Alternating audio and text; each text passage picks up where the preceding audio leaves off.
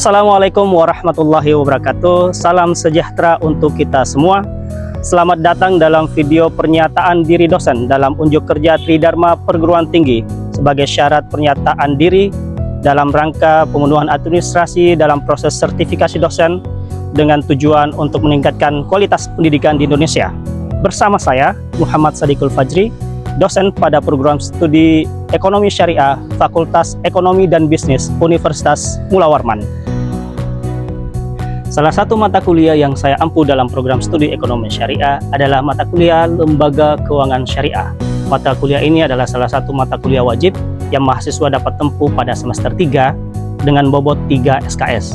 Untuk menyelesaikan mata kuliah ini, mahasiswa mendapatkan 16 kali pertemuan, di mana 2 pertemuannya adalah UTS dan juga UAS. Mata kuliah ini berfokus pada analisis membahas konsep, regulasi, produk, dan juga operasional lembaga keuangan syariah yang dimulai dari bank, non-bank, perusahaan pasar modal syariah, asuransi syariah, dana pensiun syariah, pegadaian syariah, dan juga yang lebih up-to-date lagi pada perusahaan fintech syariah. Kemampuan yang diharapkan dalam capaian pembelajaran mata kuliah ini berfokus pada 4 hal. Yang pertama, mahasiswa mampu menjelaskan prinsip dasar lembaga keuangan syariah. Yang kedua adalah mahasiswa mampu menganalisa struktur dan operasional pada lembaga keuangan syariah. Yang ketiga, mahasiswa mampu mengaplikasikan prinsip syariah dalam pengelolaan lembaga keuangan syariah. Dan keempat adalah mampu mengembangkan strategi inovasi dan digitalisasi dalam lembaga keuangan syariah. Adapun referensi dalam pembelajaran pada mata kuliah ini bersumber dari beberapa referensi utama. Yang pertama adalah dari buku Safi Antonio yang berjudul Bank Syariah. Yang kedua dari Askaria yang berjudul Akad dan Produk Bank Syariah serta Fintech Syariah di Indonesia. Yang ketiga adalah Sukardi yang berjudul Pasar Modal Syariah. Atau beberapa sumber lain juga yang berkaitan dengan materi tersebut yang diambil dari jurnal-jurnal yang bereputasi.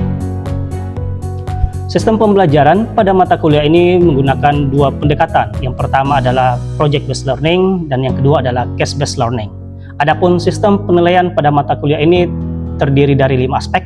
Yang pertama adalah kuis dengan bobot 10%, tugas individu dengan bobot 20%, yang ketiga adalah proyek kelompok dengan bobot 20%, UTS dengan bobot 20%, dan terakhir adalah UAS dengan bobot 30%. Sebagai bagian dari dokumentasi ini, saya akan menampilkan salah satu rekaman proses pembelajaran di dalam kelas, di mana rekaman itu menampilkan pertemuan kedua yang membahas terkait materi Bank Syariah. Selamat menyaksikan, terima kasih. Assalamualaikum warahmatullahi wabarakatuh. Oke, bismillahirrahmanirrahim. Assalamualaikum warahmatullahi wabarakatuh. Selamat pagi semua. Apa kabar hari ini? Oke, hari ini kita lanjutkan perkuliahan kita di hari ini dengan mata kuliah Lembaga Keuangan Syariah. Dan materi hari ini, pada pertemuan kedua hari ini adalah terkait dengan Bank Syariah. Tetapi sebelum kita mulai, saya ingatkan kembali teman-teman sekalian untuk mengisi presensi pada aplikasi STAR. Silakan diisi. Sudah? Sudah. Baik, sebelum kita memulai inti pembelajaran, alangkah baiknya kita berdoa agar apa yang kita pelajari hari ini dapat bermanfaat untuk diri kita sendiri dan orang lain. Doa, kita mulai. Selesai? Baik, teman-teman sekalian, pertemuan kedua hari ini terkait dengan Lembaga Keuangan Syariah. Sebelum kita ke materi terkait dengan Bank Syariah, saya ingin bertanya dulu kepada teman-teman sekalian. Menurut teman-teman, apa sih bedanya? Pekan lalu ya, kita recall materi pekan lalu kita membahas secara singkat terkait dengan Lembaga Keuangan Syariah secara umum. Nah, pertanyaannya adalah, menurut kalian apa sih bedanya Lembaga Keuangan Syariah dan juga Lembaga Keuangan Konvensional? Kalian bisa jawab? Oke, silakan Faza.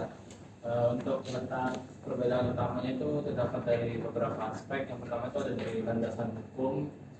Untuk lembaga keuangan syariah itu menggunakan landasan hukum Al-Quran, hadis, dan fatwa MUI, sedangkan lembaga keuangan konvensional itu menggunakan landasan hukum dari UU Perbankan. Untuk yang kedua itu ada dari prinsip utamanya. Untuk lembaga keuangan syariah itu menggunakan prinsip larangan riba, gharar, dan maisir, sedangkan dari lembaga keuangan konvensional itu sendiri dia menggunakan sistem bunga untuk prinsip utama. Dan terakhir itu ada di akad dan atau kontrak, di mana lembaga keuangan syariah itu menggunakan akad mudharabah, murabahah, ijarah dan musyarakah. Sedangkan dari lembaga keuangan konvensional itu menggunakan kredit, pinjaman berbunga, dan deposito berbunga. Baik, lengkap sekali ya jawaban dari Fasa. Jadi secara umum lembaga keuangan syariah dan juga lembaga konvensional pada aspek hukumnya misalnya bedanya lembaga keuangan syariah itu berdasar dari prinsip syariah. Tentu prinsip syariah itu berarti diambil dari Quran, hadis dan juga pendapat para ulama. Kalau konvensional hanya berdasar pada hukum sivil saja. Dalam aspek lain tadi sudah dijelaskan oleh Fasa bahwa keuangan syariah, lembaga keuangan syariah dan konvensional bedanya itu pada akadnya. Jadi ada jenis akad yang banyak yang kita temukan di lembaga keuangan syariah itu tidak didapatkan di lembaga keuangan konvensional. Itu secara umum. Lalu kemudian teman-teman sekalian, pertanyaan kedua saya ya, terkait dengan materi yang lalu, kira-kira ada nggak bisa sebutkan contoh dari jenis-jenis lembaga keuangan syariah yang kalian temukan tiap hari? Ada yang bisa? Ya silakan Salden. Yang pertama ada bank umum syariah, Pak. Bank umum syariah. Sama unit usaha syariah, sama koperasi syariah, Pak. Oke, ada yang lain? Ada yang lain? Selain bank umum syariah dan koperasi syariah, ada jenis lembaga keuangan syariah lain? Lembaga keuangan mikro dan sosial syariah. Lembaga keuangan mikro sosial syariah, betul. Lembaga amil zakat. Betul. Dan amil zakat sama baitul mal wa ta'mil.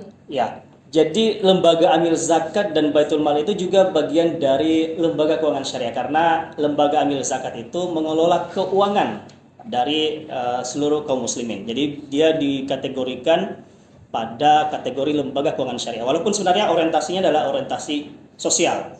Jadi tidak selamanya lembaga keuangan itu, khususnya syariah, itu orientasinya profit. Ada juga yang berorientasi sosial, termasuk yang disebutkan tadi, yaitu lembaga amil zakat. Oke, hari ini teman-teman sekalian, kita akan mempelajari di pertemuan kedua ini salah satu lembaga keuangan syariah yang teman-teman pasti sering temukan dalam kehidupan kita, bahkan mungkin produknya teman-teman gunakan, yaitu bank syariah. Nah, dari pertemuan kedua ini tujuan pembelajarannya adalah untuk agar teman-teman sekalian, mahasiswa sekalian mampu menjelaskan prinsip dasar operasional bank syariah. Nanti akan saya jelaskan secara singkat bagaimana manajemen operasional yang dijalankan oleh perusahaan bank syariah. Untuk materi hari ini teman-teman bisa mengulik di beberapa referensi. Di antaranya adalah dari buku Safi Antonio, yaitu Bank Syariah, ada juga dari Pak Askarya, dan beberapa referensi yang lain yang teman-teman bisa baca untuk menambah wawasan selain dari materi yang kita sampaikan di hari ini. Nah, untuk mengawali sebelum kita menjelaskan secara operasional apa yang dilakukan oleh Bank Syariah, saya jelaskan secara singkat dulu sejarah dari sebuah bank. Jadi praktek perbankan itu adalah praktek yang sudah dilakukan 2000 tahun sebelum Masehi. Bahkan sejarah mencatat bahwa kaum Babilonia itu sudah melakukan praktek-praktek perbankan, yaitu ada simpan pinjam. Makanya teman-teman, kalau baca literatur klasik atau membaca kitab suci agama Samawi, itu teman-teman akan temukan pembahasan terkait riba. Silakan baca di Taurat, baca di Injil, itu akan ada pembahasan terkait dengan riba. Kenapa? Karena praktek itu adalah praktek klasik, sudah ada di zaman Babilonia. Kalau dalam sejarah Islam, zaman Babilonia itu adalah zaman di mana Nabi Ibrahim diutus. Jadi udah sangat lama sebelum Rasulullah diutus. Di zaman Nabi Ibrahim itu praktek bank, walaupun secara formal kelembagaan belum ada, tetapi dalam prakteknya ada simpan, ada pinjam, itu sudah ada di zaman Nabi Ibrahim. Makanya tadi ya saya katakan bahwa kitab-kitab Samawi, Taurat dan Injil itu sudah menjelaskan praktek-praktek ribawi. Dosa-dosa klasik manusia sudah ada dijelaskan. Lalu kemudian di zaman Yunani kuno misalnya itu udah ada tempat-tempat penyimpanan, baik itu dalam bentuk emas ataupun perak. Jadi intinya adalah bahwa praktek perbankan walaupun tidak secara formal itu sudah dilakukan oleh manusia 2000 tahun sebelum Masehi. Lalu kemudian itu berkembang secara formal di tahun 1400-an. Pertama kali bank lahir itu di era modern itu di Italia. Makanya kata bank itu sebenarnya asal akar katanya itu dari bahasa Italia yang bermakna benko. Benko itu maknanya bangku. Kalau dalam bahasa Indonesia bangku. Jadi benko kemudian menjadi bank itu bermakna bangku atau meja. Jadi orang dulu di Italia bertransaksi tukar menukar uang itu dalam bentuk meja yang secara sederhana di tengah-tengah pasar mereka bertransaksi. Dan kemudian disitulah kemudian kata bank itu terlahir. Dan Bank of Venice di tahun 1157 kemudian menjadi bank pertama yang lahir di benua Eropa. Lalu kemudian bank tersebut berkembang di era modern, lalu dipelopori oleh Bank of Amsterdam di tahun 1609, kemudian menjadi pelopor produk giro dan tabungan atau simpanan. Jadi bank pertama yang punya produk tabungan itu adalah Bank of Amsterdam di tahun 1609. Lalu kemudian lahir di tahun 1694 Bank Sentral pertama. Atau kalau kita di Indonesia ada BI kan. Nah, Bank Sentral pertama itu adalah Bank of England. Jadi pelopor Bank Sentral adalah Bank of England di tahun 1694. Ini kemudian menjadi cikal bakal lahirnya bank sentral modern. Nah, dari sini kemudian perbankan itu dikelola secara profesional, secara kelembagaan yang terorganisir.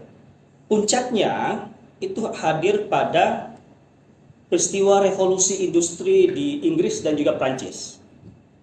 Di situ kemudian lahir banyak bank karena ada efek dari revolusi industri. Revolusi industri itu melahirkan perkembangan bisnis yang cukup pesat. Karena ekspansi bisnis cukup pesat, maka tentu membutuhkan modal yang banyak. Nah, salah satu pemasok modal adalah perbankan. Makanya efek dari revolusi industri itu adalah lahirnya banyak perbankan, banyak perusahaan bank.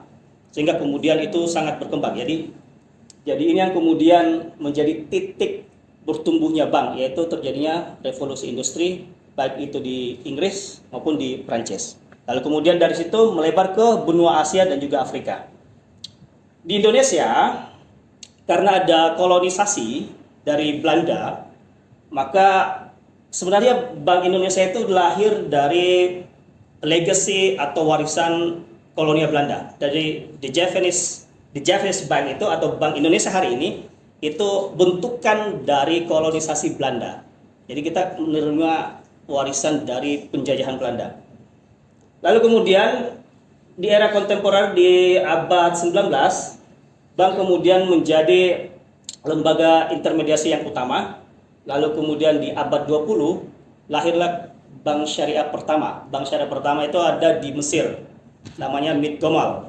Itu di awal abad 20 bank syariah pertama. Lalu kemudian di era digital banyak kemudian variasi-variasi bentuk bank, ada digital bank dan kemudian banyak produknya menjadi fintech, internet banking dan sebagainya. Jadi titik awal bank syariah itu hanya dimulai di abad 20, yaitu di Mesir. Di Indonesia, bank syariah itu muncul di tahun 1991. Yaitu dengan lahirnya atau dibentuknya Bank Muamalat Indonesia, yaitu bank syariah pertama, hasil dari konsorsium Majelis Ulama Indonesia di tahun 1990. Karena adanya kegelisahan dari umat muslim ingin bebas dari transaksi yang mengandung riba, sehingga kemudian ulama itu rapat untuk membentuk sebuah perbankan, sistem perbankan yang terbebas dari riba yang diakomodir oleh pemerintah. Dari waktu itu yang menjadi salah satu pelopornya adalah Profesor B.J. Habibie di bawah naungan lembaga ICMI, Ikatan Cendekia Muslim Indonesia, kemudian berkumpul bersama MUI lalu mempelopori lahirnya bank syariah pertama di Indonesia, yaitu Bank Muamalat. Untuk mengakomodir payung hukum itu, barulah di tahun 2008 regulasi perbankan syariah lahir. Jadi undang-undangnya khusus membahas perbankan syariah itu baru terbit di tahun 2008. Selisih jauh dari lahir pertamanya 1991 ya, karena ada konflik politik era Soeharto. Jadi bank syariah itu, Bank Muamalah itu lahir di era Soeharto. Satu-satunya bank syariah yang berlabel bank syariah. Di negara lain, bank syariah itu disebut dengan bank Islam. Tetapi di Indonesia, bank syariahnya disebut, bank Islamnya disebut dengan bank syariah. Jadi ketika lahir di 1991 itu, sebenarnya MUI mengusulkan nama bank Islam. Tetapi oleh Orde Baru ketika dipimpin Soeharto itu menghindarkan pelabelan nama Islam, diganti dengan bank syariah. Jadi sejarah kenapa bukan bank Islam, kenapa harus menyebutnya bank syariah? Karena ada konflik politik yang terjadi ketika di zaman itu. Sehingga kata Islam itu diganti dengan syariah, walaupun sebenarnya esensinya sama. Makanya satu-satunya bank berlabel syariah itu hanya ada di Indonesia. Di negara lain itu bank Islam sebutnya. Lalu kemudian puncaknya di tahun 2021 kemarin, di bawah pimpinan Erick Thohir sebagai Menteri BUMN, lalu kemudian merger 3 bank BUMN, yaitu BRI Syariah, BNI Syariah, dan Mandiri Syariah menjadi Bank Syariah Indonesia. Jadi BSI itu lahir dari 3 bank BUMN yang disatukan. Untuk apa? Sebenarnya untuk memberikan kekuatan untuk bank syariah itu menjadi lebih besar dan bisa bersaing dengan bank-bank konvensional. Itu dari milestone sejarahnya, dari zaman Babilonia, kemudian di abad 20 lahir bank syariah pertama, lalu kemudian di Indonesia dimulai dari 1991 dan puncaknya di 2021 kemarin ada lahir bank syariah BUMN pertama dan terbesar di Indonesia. Nah, dari situ kita kemudian beranjak ke definisi apa sih sebenarnya yang dimaksud dengan bank itu sendiri. Dari Undang-Undang Perbankan di tahun 1998, Undang-Undang Perbankan nomor 10, di situ kemudian mendefinisikan bank itu adalah sebuah usaha yang menghimpun dana dari masyarakat, lalu kemudian setelah itu menyalurkan kepada masyarakat. Jadi definisi ini memberikan gambaran bahwa bank itu sebenarnya 2 fungsinya. Yang pertama adalah menghimpun dana, yang kedua adalah menyalurkan. Ini yang kemudian disebut dengan lembaga intermediasi. Makanya bank itu juga disebut dengan lembaga intermediasi. Mengapa disebut dengan lembaga intermediasi? Karena posisi bank itu berada di tengah antara surplus unit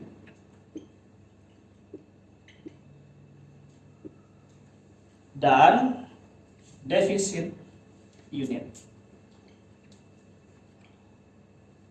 Jadi bank itu berada di antara surplus unit dan defisit unit. Apa yang dimaksud dengan surplus unit dan defisit unit? Bahasa sederhananya atau kita jelaskan dengan bahasa baik, surplus unit itu adalah pihak yang punya uang, punya dana, punya kelebihan dana. Sedangkan yang defisit adalah pihak yang butuh dana. Apa saja yang dimaksud dengan surplus unit atau defisit unit? Bisa jadi individu, bisa jadi juga dari pihak pemerintah, bisa jadi lembaga atau organisasi atau perusahaan dan sebagainya dan lain-lain. Dan sama, defisit unit juga bisa jadi dari pihak individu atau rumah tangga, bisa jadi juga dari pemerintah, atau juga dari lembaga non pemerintahan. Nah, jadi posisi bank sebagai lembaga intermediasi itu mempertemukan antara surplus unit atau pihak yang punya dana dengan defisit unit, yaitu pihak yang butuh dana. Mengapa tidak langsung ketemu antara surplus unit dan defisit unit? Ini agak ribet. Kalau ini ketemu langsung dengan pihak ini akan banyak clash, akan banyak ketidakpercayaan, sehingga kemudian bank itu lahir sebagai mediasi antara kedua belah pihak. Untuk apa? Pertama, untuk membangun kepercayaan, karena bank menjaga uang dari pihak surplus unit, kemudian secara legal juga diakui oleh pemerintah, sehingga kemudian ada kepercayaan dari masyarakat terkait dengan peran bank itu sendiri. Itulah sebabnya bank itu harus hadir di tengah-tengah sebagai lembaga intermediasi. Tujuannya satu dari definisi ini, meningkatkan taraf hidup orang banyak. Itulah sebabnya fungsi bank itu sangat penting untuk perkembangan ekonomi dalam sebuah negara. Kemarin teman-teman dengar berita Pak Purbaya mengucurkan biaya atau dana 200 T yang mengendap di Bank Indonesia dikucurkan ke Bank Himbara, Bank Plat Merah Negara, jadi 200 T. Tujuannya apa? Agar 200 T tadi, jadi negara sebagai surplus unit, itu dikucurkan kepada bank. Tujuannya apa? Agar bank itu bisa mengalokasikan dana tadi yang 200 T kepada yang defisit unit. Ketika defisit unit ini mendapatkan dananya, maka akan banyak perekonomian yang berkembang. Ada perusahaan yang mungkin ekspansi, ada UMKM yang tumbuh, ada konsumsi yang disalurkan, ada banyak transaksi-transaksi yang akan hadir. Karena banyaknya transaksi yang akan hadir, maka perekonomian akan berjalan. Makanya stimulannya 200 T itu harus bank itu harus menyalurkannya. Karena bank ketika dia mengendapkan banyak uang, maka terbukti bahwa bank itu tidak bisa mengalokasikan atau mengelola dana itu sendiri. Karena tidak bisa mengalokasikan atau mengelola, maka tujuan ini tidak akan tercapai, yaitu meningkatkan taraf hidup banyak orang. Itu definisi bank secara umum ya. Nah, dari sisi bank syariah, dalam Undang-Undang Perbankan Syariah Nomor 21 Tahun 2008, bank syariah itu didefinisikan sebagai bank yang menjalankan kegiatan usaha berdasar prinsip syariah. Jadi sama fungsinya sebenarnya. Fungsinya sebagai lembaga intermediasi. Cuma pembedanya adalah operasionalnya itu berjalan sesuai dengan prinsip syariah. Nanti kita jelaskan bagaimana perbankan syariah itu dioperasikan. Lalu secara umum bank syariah di Indonesia itu konstruksinya seperti ini. Ada secara umum bank ya. Bank umum itu ada dua jenis, ada bank pemerintah, ada bank swasta. Lalu kemudian bank pemerintah itu ada bank konvensional dan juga ada bank umum syariah. Jadi tadi yang disebutkan oleh Fasa, bank umum syariah itu posisinya di sini, sejajar dengan bank konvensional. Lalu kemudian ada bank swasta, ada bank BPD, bank umum swasta, dan juga ada bank umum swasta syariah. Kalau BSI itu masuk dalam kategori bank umum syariah di bawah naungan pemerintah. Bank Muamalat, bank BCA Syariah misalnya, itu masuk di dalam kategori bank swasta. Di bawahnya ada unit usaha syariah. Jadi perbedaan antara unit usaha syariah dan bank umum syariah, kalau unit usaha syariah itu ekspansi bisnisnya lebih terbatas dibanding dengan bank umum syariah. Secara umum mekanisme perbankan syariah itu seperti ini. Jadi posisi bank syariah itu berada di tengah. Sebagaimana tadi kita gambarkan di awal ya.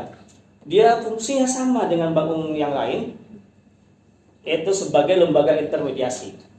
Intermediasi antara apa? Antara masyarakat pemilik dana atau pihak surplus unit dengan masyarakat yang membutuhkan dana. Cuma bedanya dalam operasional bank syariah itu lebih detail, dia lebih rigid terkait dengan akad-akadnya. Dalam hubungan antara surplus unit atau pihak yang punya dana dengan bank, umumnya itu menggunakan dua akad, yaitu akad wadiah atau akad titipan namanya, atau menggunakan akad mudharabah atau yang berbasis bagi hasil. Kalau masyarakat memilih menggunakan akad wadiah, maka masyarakat tidak mendapatkan apa-apa. Dia hanya menitipkan uangnya di bank syariah. Tetapi kalau masyarakat menggunakan atau memilih produk mudharabah, maka di tabungannya, di simpanannya akan mendapatkan bagi hasil per bulan. Dan namanya bagi hasil itu berbasis presentasi keuntungan. Biasanya tidak akan tetap. Dalam per bulan itu masyarakat yang menabung ketika memilih akad bagi hasil itu tidak sama nilainya. Karena bagi hasil itu ditentukan berapa keuntungan bank di bulan itu. Misalnya di bulan Januari bank itu untungnya besar, maka bagi hasil yang diterima nasabah itu akan lebih besar. Tapi ternyata di Februari bank ini mengalami banyak kegagalan bayar. Artinya keuntungannya kecil, maka nasabah yang menggunakan atau memilih produk ini itu akan mendapatkan keuntungan bagi hasil yang juga kecil. Jadi mengikuti keuntungan bank. Nah, dari uang tadi masyarakat pemilik dana dikelola oleh bank syariah disalurkan kepada defisit unit. Nah, yang di sini yang banyak akadnya. Ada murabahah. Murabahah itu jual beli. Ada musyarakah, mudharabah itu bagi hasil. Ada istisna dan salam, ini adalah jual beli pre-order. Artinya barangnya nanti datang belakangan. Ada ijarah, ijarah artinya sewa. Jadi berbasis aset. Tidak sama dengan bank konvensional. Kalau bank konvensional menggunakan satu akad saja, yaitu akad utang piutang. Sedangkan akad syariah itu beraneka ragam. Jadi ada berbasis underlying asset. Itu yang membedakan dengan bank konvensional. Bank konvensional ketika nasabah meminjam itu tidak perlu ada underlying asetnya. Sedangkan murabahah bank syariah itu harus ada underlying aset. Misalnya nasabah yang defisit ini tadi memilih misalnya murabahah, mau membeli rumah misalnya, maka memilih skema murabahah. Maka rumah yang dibeli itu menjadi underlying aset dalam transaksinya. Misalnya gini, nasabah mau beli rumah, datang ke bank syariah, lalu kemudian mengatakan ke bank syariah, saya mau beli rumah di jalan ini dengan harga ini. Maka bank syariah akan membeli rumah itu. Jadi bank yang akan beli, bank syariah akan membeli, lalu menjual kembali ke nasabah tadi. Jadi skemanya seperti itu, nggak langsung kasih duit, lalu nasabahnya yang beli sendiri, enggak. Bank syariah dulu yang beli, lalu kemudian dijual kembali kepada nasabahnya. Jadi ada alur transaksi jual beli. Itu yang membedakan dengan bank konvensional. Kalau bank konvensional ya datang nasabah langsung kasih duitnya, nasabahnya beli sendiri itu apa yang dibutuhkan. Kalau bank syariah enggak, harus jelas apa yang mau dibeli, apa yang mau dibiayai. Oke, itu secara singkat operasional dari perbankan syariah. Baik, sebelum kita mengakhiri pertemuan kita hari ini, teman-teman sekalian, saya akan jelaskan dulu secara singkat, secara umum apa yang menjadi perbedaan antara bank konvensional dan bank syariah. Secara umum tadi sudah dijelaskan sama Faza, dari pengelolaan dana misalnya, bank konvensional itu berbasis hukum positif, berbasis undang-undang. Sedangkan bank syariah selain hukum positif juga berbasis hukum Islam, yaitu Al-Quran, hadis, dan juga para fatwa para ulama. Dari orientasi bank konvensional profit oriented, sama sebenarnya bank syariah juga profit oriented, cuma ada berbasis kemaslahatan. Makanya bank syariah itu tidak akan membiayai tempat-tempat maksiat karena tidak ada kemaslahatan di situ. Jadi teman-teman kalau mau buka usaha diskotik misalnya, terus minta bank syariah membiayai, itu tidak akan bisa karena tidak ada maslahat di situ. Jadi bukan cuma mencari keuntungan, tetapi bank syariah juga berorientasi pada kemaslahatan. Lalu kemudian ada dari sistem keuntungan berdasarkan sistem bunga. Kalau bank konvensional sistem bunga, lalu kemudian bank syariah berbasis bagi hasil jual beli ataupun sewa. Oke, saya kira ini materi yang bisa saya sampaikan. Ada yang mau ditanyakan terkait materi kita pada hari ini?